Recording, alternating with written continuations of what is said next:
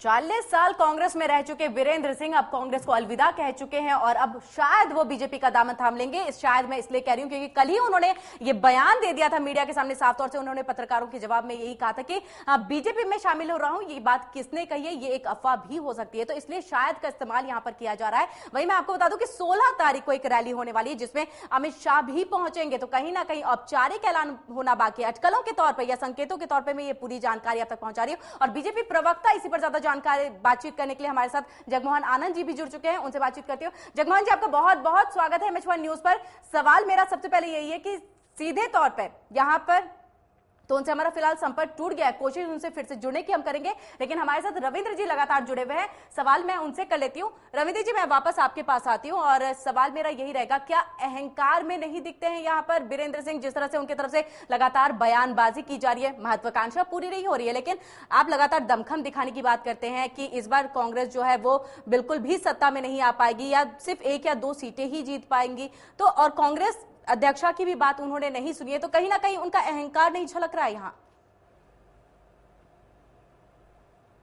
देखिए, जहां तक उनकी ये बात कहना, उन जैसे स्टेचर के नेता को ये बात कहता शोभा नहीं देता कि कांग्रेस 1-2 सीटें या कांग्रेस सीटें नहीं आएंगी। जो व्यक्ति कांग्रेस की वजह से इतने बड़े पदों पर पहुंचा हो, उसको कांग्रेस, जो भी पार्टी में आदमी जिस पार्टी में रहता है वो पार्टी उसके मां के समान होती है।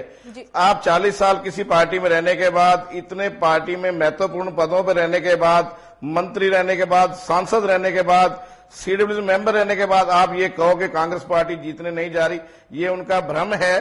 कांग्रेस पार्टी तीसरी बार माननीय मुख्यमंत्री श्री चौधरी भूपेंद्र सिंह हुड्डा के नेतृत्व में व अशोक नेतृत्व के में दोबारा हरियाणा में सरकार बनाएगी। और ये जो बार बार उनके द्वारा कहना, लिंक कट गया जी, आवाज आ रही है आपकी? जी रविंद्र जी, आप तक हमारी आवाज आ रही है? जी, ये कहना कि कौन आ रही है? जी आ रही है। बार बार उनका ये कहना कि कांग्रेस पार्टी, ये उनका सरासर गलत है और ये उनके किसी ना किसी, और माननीय सोनिया गांधी जी के बारे में कहना, ये उनके अहंकार की तरफ इशारा करता है, कितने अहंकार से और सदा सुर्खियों में रहने के लिए बातें करते हैं। वाकई वीरेंद्र सिंह ने कई बार खुले मंचों से कांग्रेस के ऊपर बयान किया है, पार्टी के ऊपर सीधा कटाक्ष किया है, सोनिया गांधी के ऊपर उन्होंने अभी फिलहाल में भी किया था कि 200 करोड़ या फिर अलग पार्टी बनाने की उन्होंने बात कही थी, तो उन्होंने 200 करोड़ मांगे थे उनसे, कई सारे उन्होंने बयान डाले हैं। इसको लेकर क्या कहेंगे? देखिए, जहां तक उनका ये माननीय कांग्रेस अध्यक्षा श्रीमती सोनिया गांधी और चौधरी वीरेंद्र सिंह जी के बीच में पर्सनल क्या बात हुई, ये उन दोनों को पता है, लेकिन उसके बारे में एक इतने बड़े नेता, इतने बड़े व्यक्ति का बाहर पब्लिकली ये कहना कि उन्होंने मुझे कहा कि आप बीजेपी मत जाइए, अलग पार्टी में, ये शोभा नहीं देता। और साथ में ये कहना कि मैंने उनसे करोड़ों की, मुझे नहीं पता 100 करोड़ 200 करोड़ क्या उन्होंने वर्ड यूज किए हैं कि मुझे मैंने मांग रखी।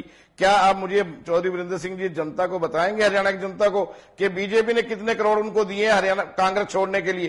क्या ये खुलासा करेंगे कि वो करोड़ों की बात करते? क्या बीजेपी ने उनको कांग्रेस पार्टी छोड़ने के लिए करोड़ों रुपए दिए? क्या बड़ी अजीब बात है। ऐसी पर्सनल बात, 2 बड़े नेताओं की बात उनको पब्लिकली नहीं करनी चाहिए। रविंद्र जी, मैं आपको यहाँ पर रोकना चाहूंगी। हमारे साथ यहाँ पर वीरेंद्र सिंह के मीडिया प्रभारी मलकी जी भी जुड़ चुके हैं। मलकी जी, आपका बहुत बहुत स्वागत है MH1 न्यूज पर। सवाल मेरा आपसे यही है कि जिस तरह से संकेत और जिस तरह की बयानबाजी लगातार वीरेंद्र सिंह की तरफ से की जा रही है, क्या इसका मतलब निकाले? क्योंकि वो बयानों से पलट भी रहे हैं, कई बार वो दमखम दिखाने की बात भी कह रहे हैं। ये संकेत क्या कुछ देता है? ऐसे है मैडम जी, ये 16 अगस्त की जो रैली है, ये हमारा युवा शक्ति बदलाव संगठन की तरफ से रखी गई है, जिसमें मुख्य अतिथि के रूप में हमने अमित शाह को, जो राष्ट्रीय बीजेपी को बुलाया है, और इस रैली की अध्यक्षता चौधरी वीरेंद्र सिंह करेंगे। मलके जी, अभी फिलहाल कांग्रेस प्रवक्ता ने यह कहा है कि बीजेपी ने उन्हें पैसे दिए होंगे, इसको लेकर के आप क्या कहेंगे? ऐसे है, चौधरी वीरेंद्र सिंह जी अगर पैसे देते तो आज, पैसे देते या लेते तो आज हरियाणा के मुख्यमंत्री तो वो ईमानदार नेता है, ईमानदारी के कारण ही वो पीछे हैं अब तक। जी, तो ये जो दमखम दिखाने की वो बात लगातार कर रहे हैं कि बीजेपी में जाने से पहले दमखम देखना चाहती है मेरी बीजेपी, तो क्या इसको माने कि 16 तारीख को जो रैली हो रही है ये एक दमखम दिखाने की तैयारी है?